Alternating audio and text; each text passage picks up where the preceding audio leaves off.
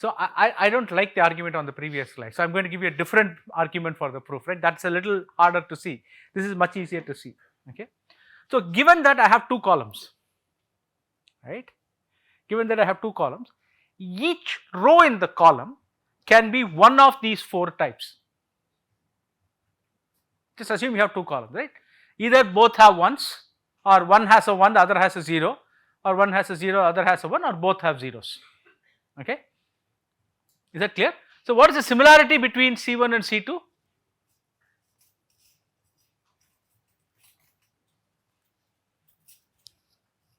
So the intersection will be the number of rows that are of type A.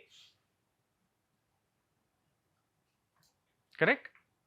The intersection between the two documents will be the number of rows, or two sets will be the number of rows of type A. Right? The union of the two sets will be number of rows of type A, B, or C.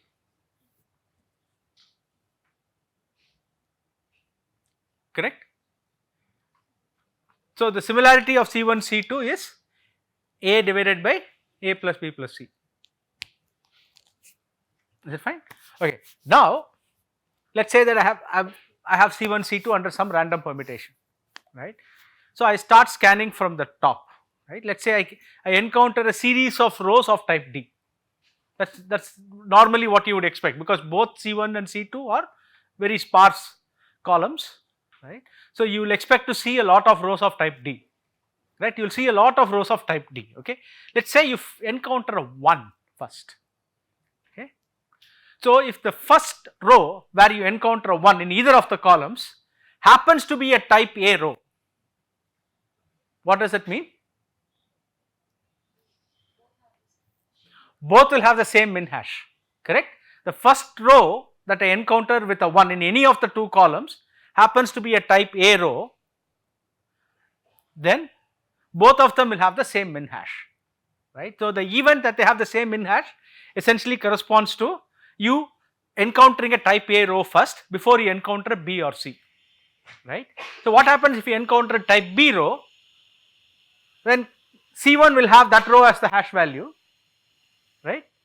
C2 will have some row farther down, right, whenever the first one appears in C2.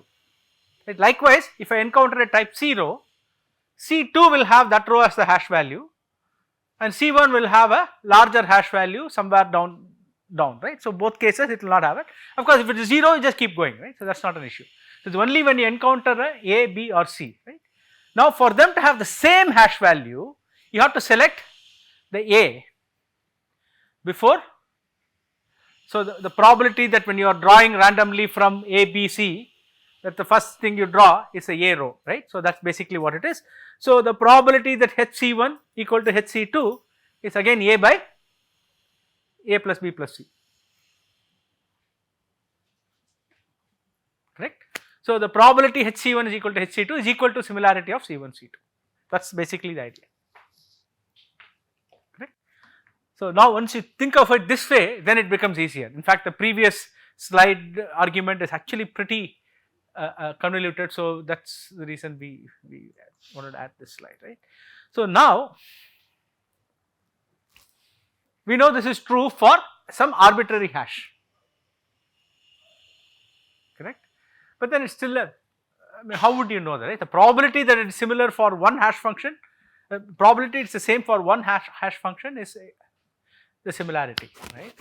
So for me to make a guess as to what the actual similarity is, right, I will do this for several hundred hash functions, right, and look at the fraction of hash functions in which the hash is the same between C1 and C2. So that fraction is going to give me the actual similarity between C1 and C2. Does that make sense? Right. So I will do this on multiple hash functions, and the similarity of two signatures is the fraction of the hash functions in which they agree. So already we saw an example where you are creating a signature matrix by doing 3 hash functions, right. So I had something that was 7 rows long, I compressed it into something that is 3 rows long, right. But is that, how good is that, right?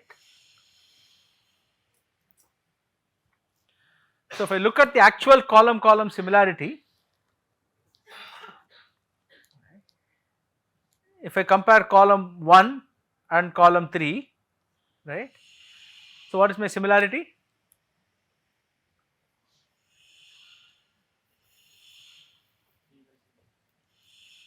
So, 1, 2,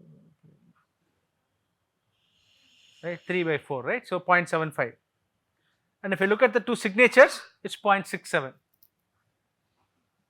not bad, right. And then if I look at 2 and 4, again 3 by 4, if I look at the two columns, they are exactly the same, right.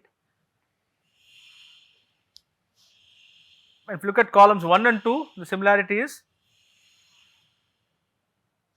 in this particular case it turns out to be 0, right. But luckily enough, the signature matrix also gives us 0, right. So, the point here is, okay, pairs of columns which are high similarity according to comparing directly the columns also have a high similarity when you are comparing the signatures. Of course, this is just an illustration, right. More often than not, you shouldn't expect this to work because everything is too small, right. I mean, I am just looking at three signatures, I actually only have 7 columns and things like that. So, typically your actual shingle document matrix, right, this matrix on the left will have thousands and thousands of rows depending on the number of shingles that you are looking at, right, and that matrix will typically have hundreds of rows, like a couple of hundreds depending on how many hash functions you want to consider, okay. So, if you have only about a few hundred hash functions versus thousands and thousands of shingles, actually larger number of shingles, you will start getting much better estimates of the similarity between the two columns as opposed to what we have now, okay. Make sense now? Good. So, typically this is essentially how we do it. So, we take the signature as a column vector, right.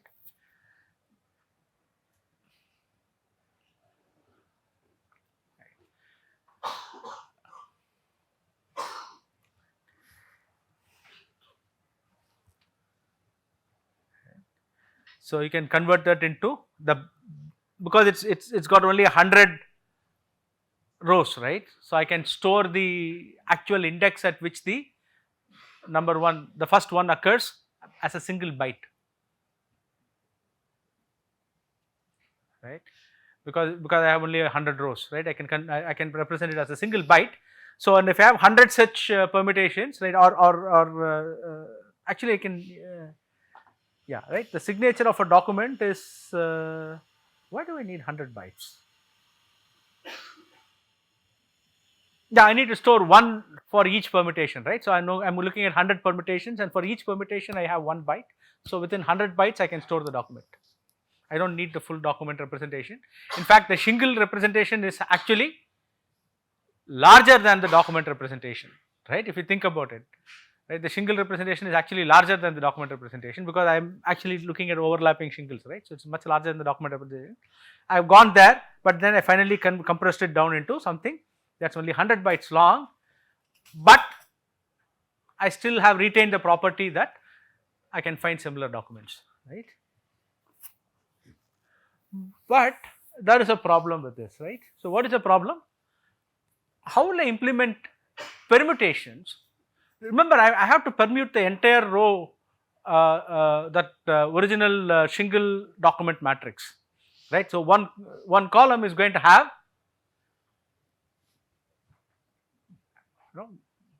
couple of million rows depending on how many shingles. If I am using a 9 length shingle, right, the column would have just humongous numbers of rows, right, and I have to permute that column and I have to do this for all the documents that I have in my collection, okay. So, actually doing the permutation, if I have to take the entire column into my memory and do the permutation, is very hard, right. So, what we do is we actually come up with a small neat implementation trick, right, that allows us to incrementally construct the document signature matrix by reading 1 row at a time of the matrix. I do not have to read the entire column and then do the permutation and then figure out how the signature should be. Basically that's what we did, right?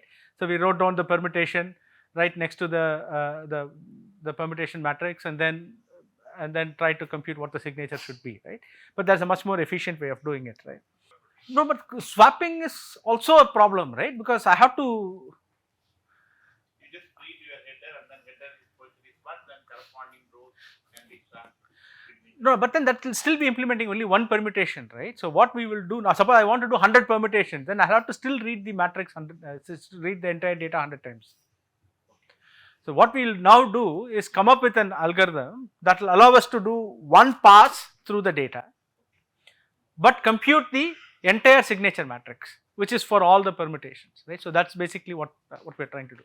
I mean, the algorithm itself is as with most things, right? So once you realize what is happening, the algorithm itself is simple. Okay, let me walk you through the algorithm first, right? So you start off by let's say that you have two permutations, right? You have H1 and H2 are the two permutations that you want to implement right now. Just for illustration purposes, this can be how many ever you want. You can have 100 such hash functions, right? So and each, because it's a nice prime number, so five rows and all that, we are able to get a nice hash function. It's okay if there are collisions, right? So right now there are no collisions here, but it's okay if you come up with a hash function that's going to have collisions, it's fine, okay? So we have this H1 and H2. You start off by putting in placeholders for all your signature entries, right? So for every document, you can see that, right? So for every document and for every hash function, right here I just made it into sets. I don't have to worry about documents. So for every set and for every hash function, I put in a placeholder, right? Now what I do, right?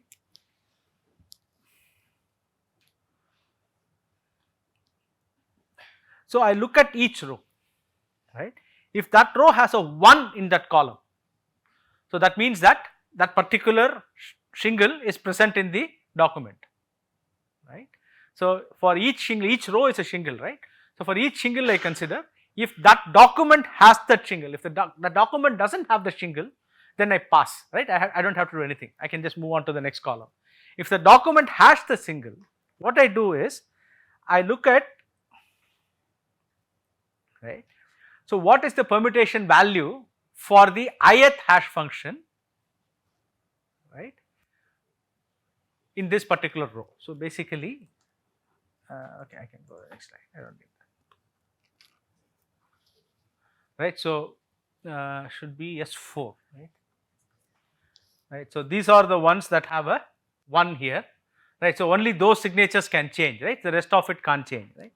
So now what I do is I go and look at where does H1 and H2 send this row to, right? Where do H1 and H2 send this row to? So they take row 0 and then they send it to row 1, okay?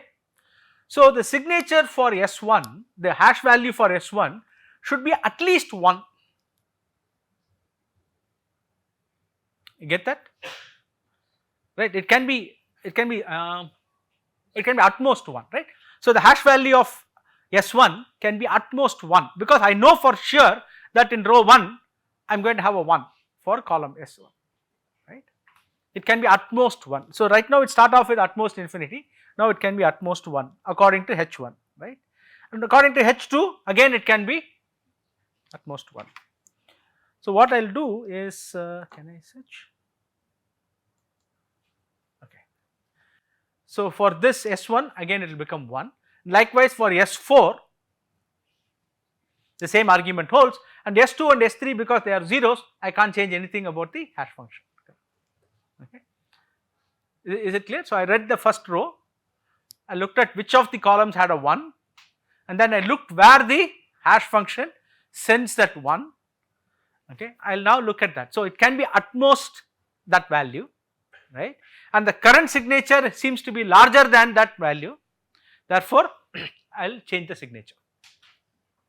Okay, now you know where we are going, right? So the next one, next column I am going to look at, so only S3 has a 1, So only S3 can change, right. So now where does H1 send this? To 2, right. So according to hash 1, the signature can be at most 2, it can't be higher than that. Likewise, I look at what hash 2 does, it's 4, right, it can be at most 4, it can't be higher than that. So I basically do that, so I change it to 2 and 4, right. Now I go to row 2, right, oops, okay. I go to row 2, so which are the ones I can change?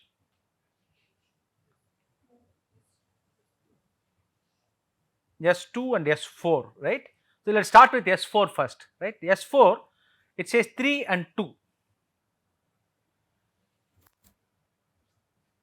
right, it says 3, if this goes to H1 sends it to 3, right. So I don't change, and H2 sends it to, sorry, here, sorry, it's S4, sorry, that's the 3, so it's 1, I don't change, it sends it to 2, it's 1, so I don't change, right. I know it can't be greater than 1, so I leave S4 as it is, there is no change. And for S2, right, it was originally infinity, so now I can change it to 3 comma 2, that's what this is, right. And then I can finish running this.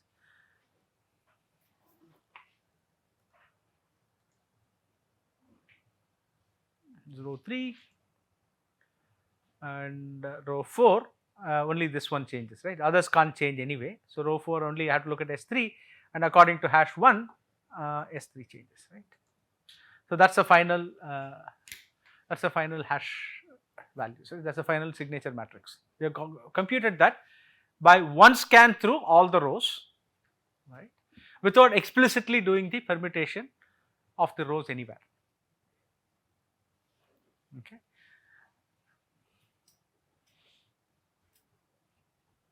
So you understand what the logic is, right. So I start off by saying, okay, all placeholders, and whenever I come to a 1 in the matrix, I look at the corresponding permutation and see where it sends the 1 to.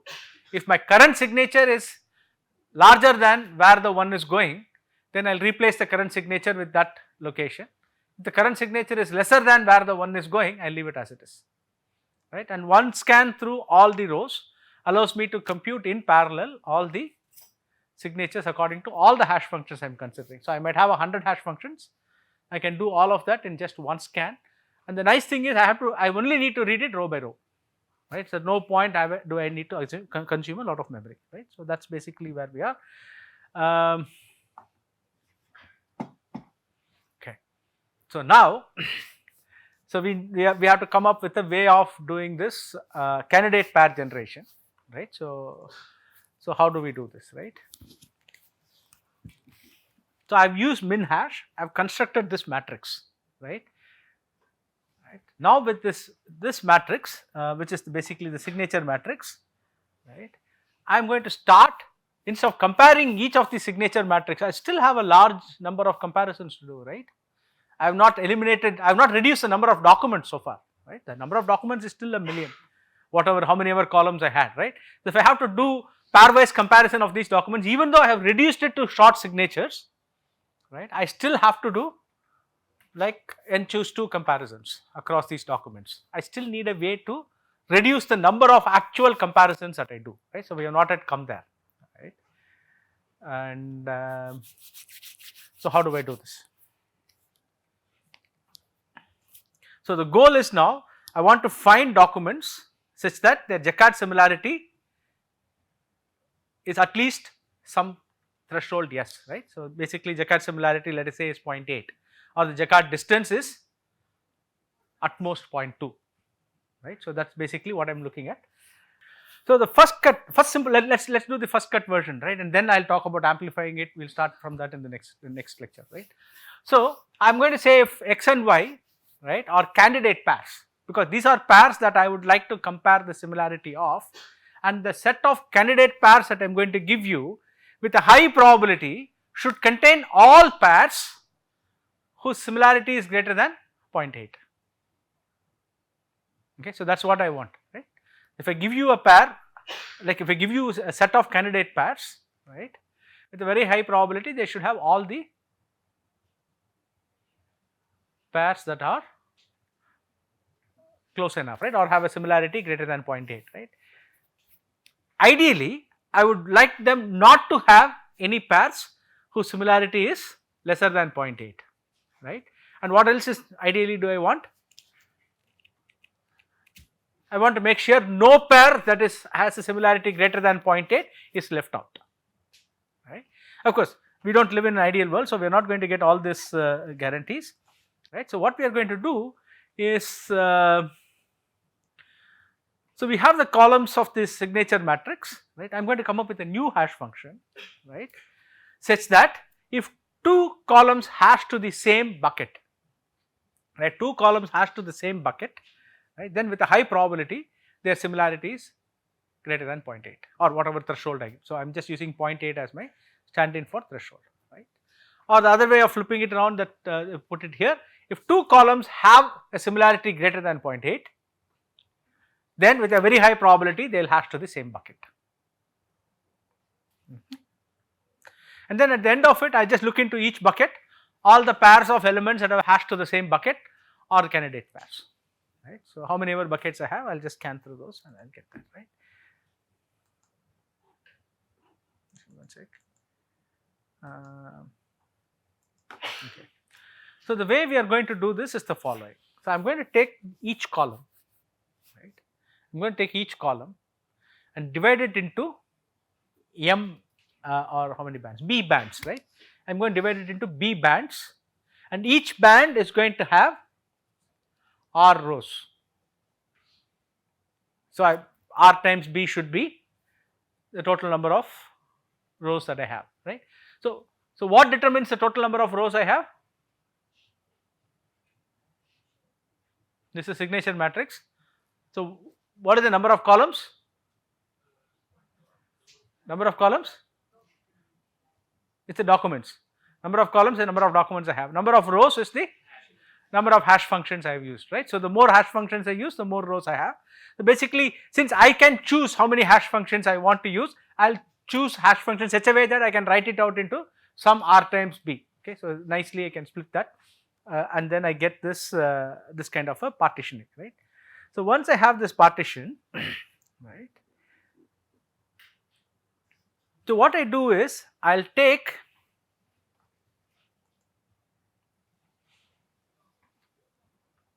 two columns, right, and if the two columns are identical, right, I will put them in the same bin,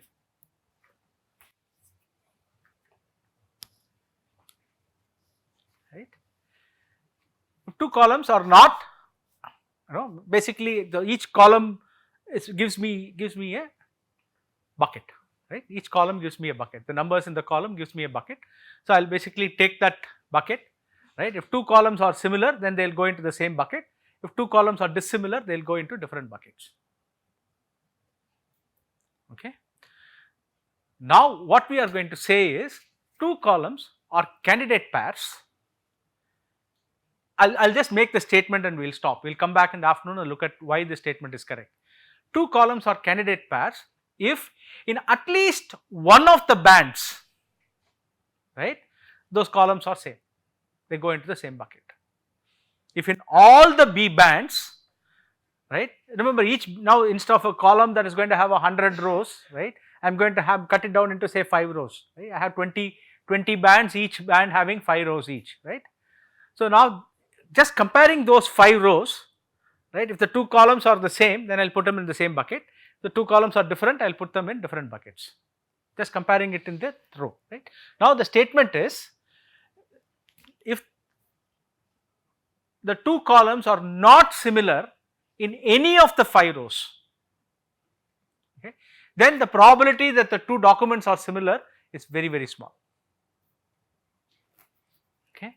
And if the two columns are similar in even one of the b bands, right, one of the 20 bands, if they are similar, then I am going to consider them as a candidate pair that have to be inspected, okay. So, what kind of probability guarantees this gives us, we will look at it after lunch. Okay, so but you understand the statement, right? I've done this, I split it into B bands of R rows each, right? If in each one of those they are different, right, then they are not a candidate pair, right? With a very high probability, they are not likely to be similar. So whatever is your threshold, right? So that's basically what you have to set out, right? So I said similar, but similar in the sense of your threshold argument here, right?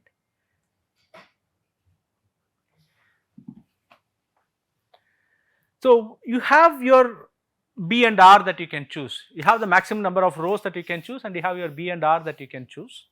And you choose your B and R in such a way that you kind of push the two probabilities as much as possible, right? So the probability that you will accept a pair that is greater than 0.8 similarity, right? You want to keep that probability as high as possible.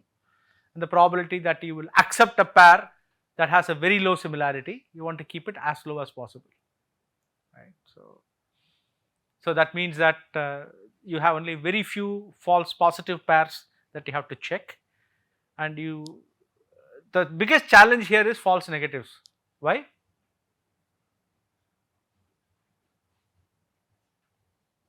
False positives at least you check because you look at the similarity later.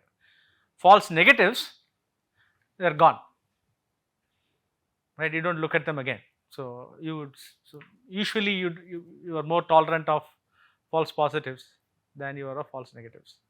Most applications. In some applications it's okay. You don't really need. For example, people who are similar to you also bought kind of an application, right? So I don't mind if out of 100 people who are similar to me, I get only 80, because that's still useful enough for me to give a recommendation, right? It's okay if I lose 20 people, right? What will be more dangerous in that case is if I get 10 people who are not like me and then start recommending based on their purchase behavior. So in such cases, I might really want to not have any false positives, right? But then I can do a further check and make sure I don't get the false positives. But false negatives are okay in such a case, right? So depending on what application it is. So you can tune your B and R to make sure you get these whatever performance you want, right? Okay. So like I said, we'll just take off from wherever we left off in the morning. So we took the signature matrix. We said we are going to partition it into B bands of R rows each, right? So if you have like 100 hashes, you're going to split it maybe into 20 bands of 5 rows each, or so on and so forth. The idea was that you don't really want to have a single hash to compare, and so we are basically converting each one of these bands into a separate hash function, right? So that we are going to get guarantees of a particular form. Right now I'll just go ahead with this, right, and then we will see what is the general form of the guarantees that we give, okay, as in the second part of the lecture, right? So, and I have to correct something that I said in the morning. So we say that in a band, right, two columns hash to the same bucket only if the columns are exactly similar. Okay. So if there are 5 rows in a band, then in all the 5 rows the 2 columns should match. Okay. And then we say that they have matched and they are hashing into the same bucket. Okay. So that's basically the setup. So we have this here. So I'm going to compare each one of these, and each column, whatever is the numerical combination in the column, is your key to which you are hashing, right? That's a hash value. So for column 1, this is the hash value. We'll put it into a bucket, right? Now if 2 have this 2 columns, for example here column 2 and column 6, right, hash to the same bucket, right? That means that they are probably candidate pairs. So you should take a closer look at them, okay? And if they hash to different buckets, then they are probably different, right? And the thing that we are going to look for is among all of these bands, suppose there are 20 bands, so you can think of it as 20 different hashes that I am doing of the columns, right, of the documents. right? And even if in one of those bands they happen to fall into the same bucket, right, then I am going to consider them as a candidate pair. And only if in all the bands they do not fall into the same bucket, I am going to say they can be safely ignored. Okay. And like I said earlier, there are enough buckets, right, so that two columns that are not identical will not hash to the same bucket. I mean, that is a simplifying assumption that we make, right. So, even if you account for that, it only gives you a small improvement in the accuracy. So, for the analysis purposes, right now we will ignore the fact that two different columns in a band, right. So, that whatever R rows that we are considering, there is a possibility, right, if they are different, also they might hash to the same bucket depending on the hash function you use, right. The simplifying assumption we make it, that does not happen, right. So, they hash into the same bucket only if the two columns are identical, okay. So, that is a simplifying assumption. So, I will not come back to this, right. So, let us talk about this. There are about 100,000 documents and we have about 100 rows, right, and then I am going to assume that there are 20 bands of 5 each. This is the example that we had, right, and then the goal is to find pairs of documents that are at least 0.8 similar, right, or at most at a distance of 0.2 away, okay. So, that is what we are looking at, right.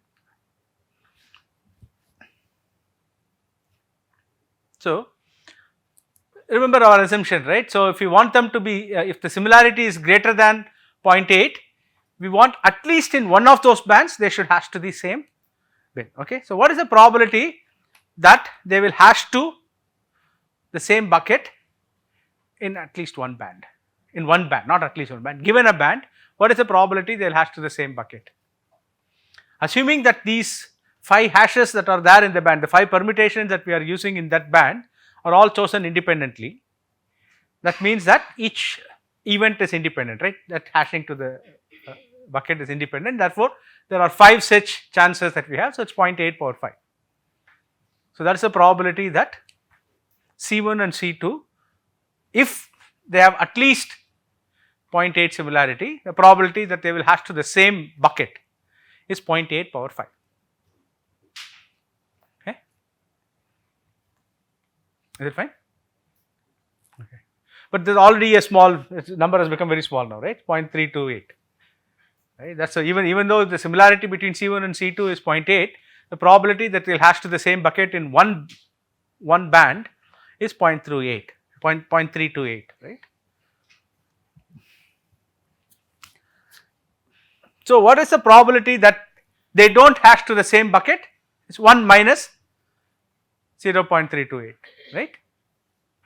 0.328 is the probability they will hash to the same bucket. The probability they do not hash to the same bucket is 1 minus 0.328, and we have 20 such buckets. I am sorry, 20 such bands, right. The probability that they will not hash into the same bucket in any of the bands is basically 1 minus 0.328 power 20, because we are assuming all the hash functions have been independently chosen. So, I am treating all events as independent events. So, I can basically say that. Now, so that sounds like a reasonable number, right. So, if I say that I want them to hash into the same bucket in at least one band. Now, across these 20, the probability that they will not hash into the same bucket for all 20 is a very small number. So, with a very high probability, because we have chosen 0.8 as the threshold here, the very high probability, with probability it will hash into the same bucket in at least one band, okay. So, basically that is it comes back to 99.965% of the pairs of truly similar documents we will catch them, okay. There will be a few false negatives, right, and I can see what is the probability of that. So, it is okay, there are a few false negatives. I know I told you that we will completely miss them, we will not get them, right. So, what about false positives?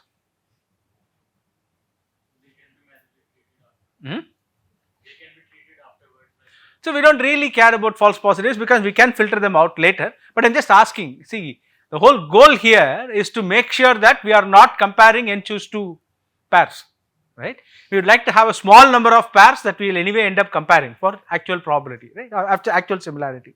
So, it is that we should not have too many false positives either, because if you have too many false positives, the entire effort is wasted. So, that is something that you have to think about. So isn't this 3,000 still large? Sorry? Like the false negative was 1 out of 3,000, right? The previous slide. Isn't this? Oh, it's your slide did change? Okay, good. I wasn't sure whether it changed or not. Okay, I'm going back. Yeah. The false negative is about 1 out of 3,000. Isn't this large? False negative is 1 out of 3,000. Say for some examples, like say some application, like you are trying to identify the fingerprints of some terrorists. So isn't this even missing some 10 out of 30,000?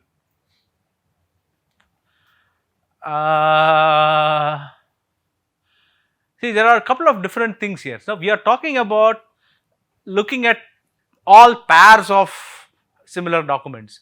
I am not talking about taking a single document and matching it against all documents. So, if you are talking about the terrorist fingerprint and things like that, you will probably be querying a fingerprint against a database, and there are ways in which you can do the matching. I mean, you can try something like a LSH family for fingerprint matching as well, right. But it all depends on the application that you want to look at, right. So, this is, remember I was saying this earlier, if false negatives are absolutely detrimental for your application, then this is not something you want to use. You are happy to look at a lot more false positives, and you do not want to even have such a small fraction of false negatives. And I gave you a lot of examples where false negatives were okay. For example, like I was telling you about recommending walk around, carry around everything. Yeah. So, in such a case, right, where it is okay for me to get even 80% of the true positives, right, even if 20% are negatives, it is okay if I miss them, because all I am really interested in is getting a representative sample of similar users, right. I do not need all the similar users. So, that is why in fact we call these methods near neighbor methods. We do not call them nearest neighbors, because I am not actually giving you any guarantee in any of these methods that the closest neighbor will be retrieved. Right? I mean, it's quite, that's a non-zero probability that the closest neighbor who will be within your threshold, right, might still get missed. Right. So, we do not give you that guarantee. So, you have to look for applications like that where you can use this, right. And yeah, in fingerprints and things like that, yeah, I would not trust on this, right. You can make that probability even smaller by choosing your R and B differently. You can make that less than 1 by 3,000. It depends on what application you want to use it on, right. Yeah. So, look at that, we get the true positives are really good, right. So, in this case, so you should go with that, right. So, let us say that C1 and C2 are 30% similar. So, this is the flip side, right. So, we do not want these guys, right. So, we are interested in finding pairs of S that are greater than or equal to 0.8 similarity. Let us say it is 0.3 similar, right. Just, I mean, the same computation. So, I want to look at the probability that they will hash in one band, which is 0.3 power 5, right, and the probability that they will be identical in at least one of the 20 bands is only about 4.74%. That is a small enough number that we have done a lot of filtering now, right. So, yeah, I mean, you would find many documents having low similarity, and you are getting about roughly about 5% of those documents, as opposed to having to look at 100% of those documents earlier if we did not do any filtering. So, that is a significant amount of saving, and we still are able to recover from this false positives, right.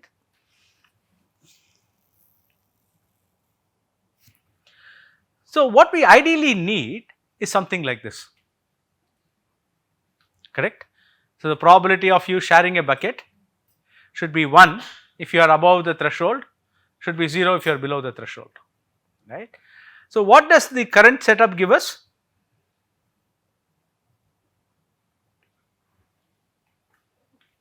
Let us say you have one band of one row. Basically, what does it mean, one hash, right. just one hash function, right? That's what it means. So that's basically what you get, right? As the probability, as the similarity increases, the probability of sharing a bucket goes up, right? But what we really want is something better, right? We want to get as close as possible to that step function. So what happens is, the way we have done this B bands, R rows per band construction, so this is basically what it is. Suppose the similarity is T, and the probability all rows in the band equal is T power R, right?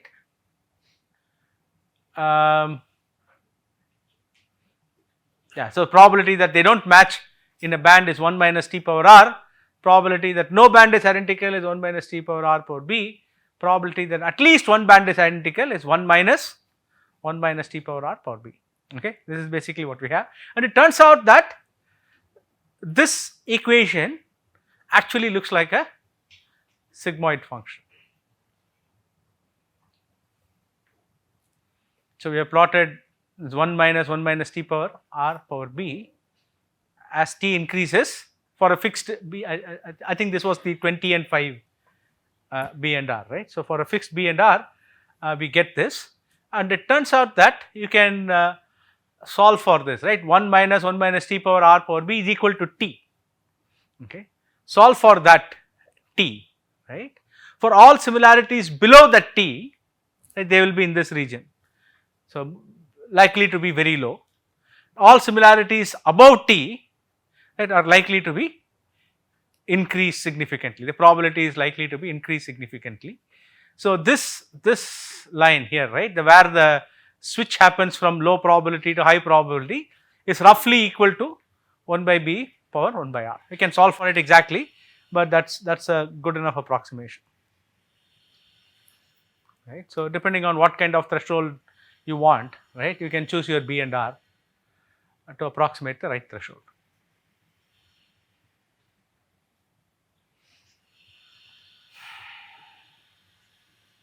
So going back, we are working out the same thing now for B equal to 20 and R equal to 5 for different similarity values. This is the probability that they will be declared as a candidate pair, right? There is a probability that at least in one band they will hash to the same bucket. So as you can see that for small values of the probability, right, it's small. For large values of the similarity, the probability is large, right? So somewhere in the middle the transition happens, somewhere between 0.5 and 0.6 the transition happens. So that's a pretty broad band between 0.5 to 0.7 ish, right? The probability is somewhat middling, but after that it just bumps up, right?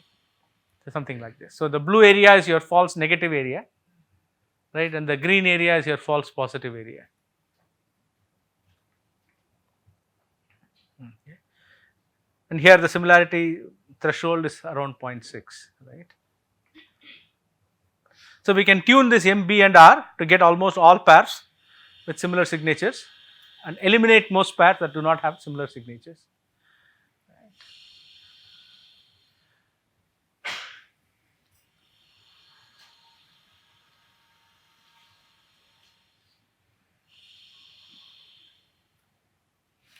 So what is the difference between step 2 and step 3 here?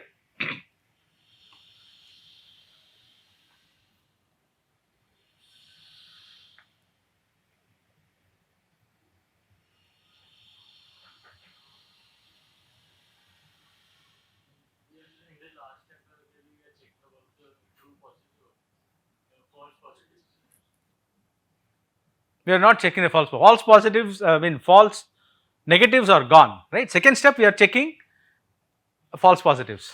Yeah, then third step.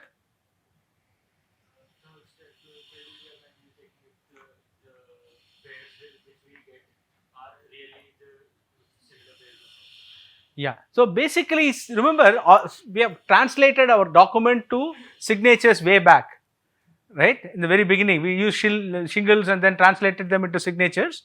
So what I am doing in the third step is ignoring the shingling, going back, retrieving the original documents and actually comparing whether they are same or not, right. So remember that shingling is an imperfect representation of the document, so you lose information. So it's possible that dissimilar documents get the same shingles. So you are basically checking to make sure that doesn't happen, if it is essential for you to make that, okay. So, we already looked at this, so with the shingling, min hashing and locality sensitive hashing. This is something that is kind of the pipeline for looking at documents, right. So, if you are going to look at directly at sets similarity, you can just skip the shingling part, right. You can directly look at min hashing and locality sensitive hashing part that we did later, right. Okay. So, now I will switch to my actual afternoon presentation. Can I do that?